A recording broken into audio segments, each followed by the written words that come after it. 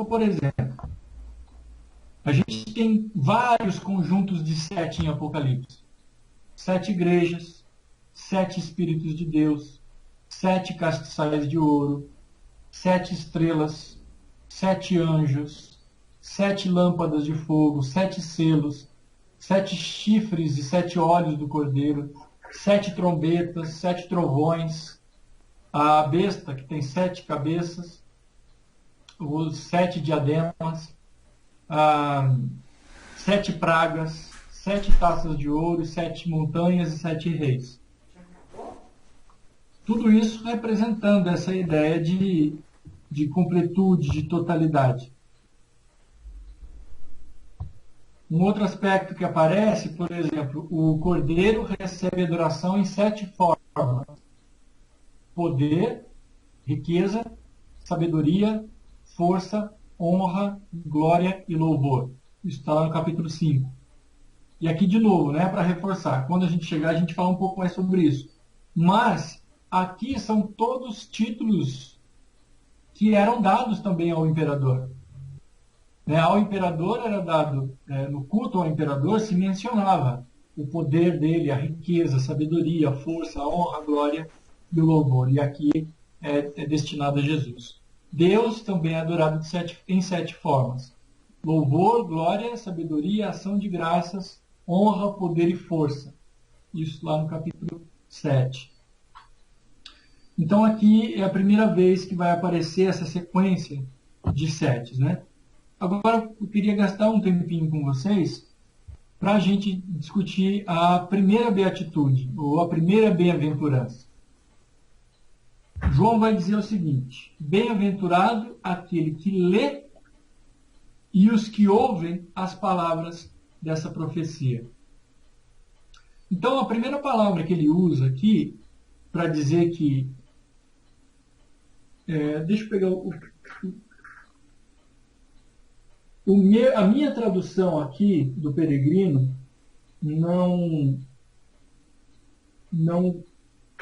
diz claramente, mas se vocês têm outra tradução do versículo 3, por favor, leiam.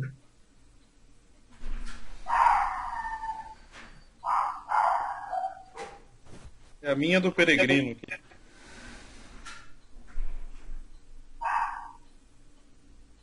Uma outra tradução?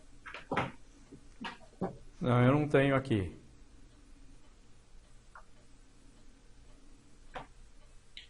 A minha tradução é a da internet mesmo, online, que eu estou usando agora no celular. Mas bem-aventurado aquele que lê e os que ouvem as palavras da profecia e guardam as coisas que nela estão escritas, porque o tempo está próximo. Acho que é a mesma.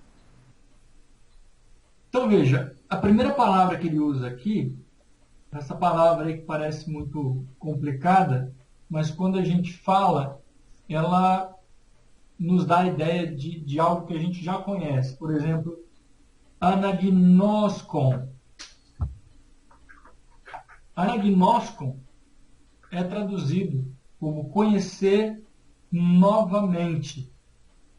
No caso, por meio da leitura. Né? Literalmente é conhecer novamente, mais uma vez. Curioso isso que você disse. Porque nas igrejas orientais se tem o costume de dar a bênção para o leitor, que é um ministério na igreja oriental. E esse leitor, no mundo grego, ele é chamado de anagnostes, aquele que fala pela leitura. Exatamente. A gente conhece, por exemplo, anabatista. E o aná do grego aí significa de novo. Por isso que os anabatistas foram chamados de rebatizadores. Eles batizavam novamente. Aqui, o gnoskon é a ideia de conhecer, né, da gnose. Então ele diz, conhecer novamente, no caso por meio da leitura. Transmite a ideia de que a leitura nos permite reviver ou apreciar novamente aquilo que um dia já foi transmitido, seja por um autor ou seja por uma experiência que você já teve. Por exemplo, a característica que na literatura os clássicos têm. O que são os clássicos? São aquele tipo de leitura que as pessoas se identificam com ela, porque os personagens, as situações, o enredo são familiares às pessoas. E quando você lê, por exemplo, os Salmos, por que os Salmos são clássicos?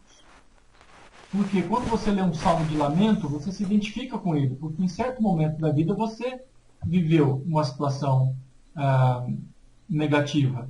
Os salmos de louvor também, você se identifica com os salmos de louvor, porque em determinado momento da vida você pôde se alegrar com algo que aconteceu.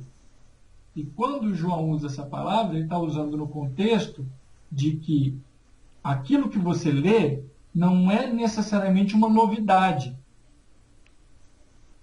É uma leitura que dá sentido e intensifica uma experiência que permite distinguir entre uma coisa e outra, que te ajuda a aprofundar algo que você já viu. Ou, no caso de conhecer algo pela primeira vez, conhecer mais detalhadamente. Por exemplo, nesse caso de conhecer mais detalhadamente, eu vou ler para vocês a referência que está em Atos, capítulo 8, versículo 30. O texto em que diz que Filipe encontrou com o eunuco, e o eunuco estava lendo as Escrituras. E aí diz assim: correndo Filipe o alcançou, ouvindo que lia a profecia de Isaías, lhe perguntou: entendes o que estás lendo? Respondeu: como vou entender se ninguém me explica? E o convidou a subir e sentar junto dele. O texto da Escritura que estava lendo era o seguinte, e aí ele leu o texto de Isaías. Todas essas palavras, lia, lendo, tem origem nessa palavra que João usa. Por exemplo, um outro exemplo aqui está no livro de Mateus, capítulo 22, versículo 31.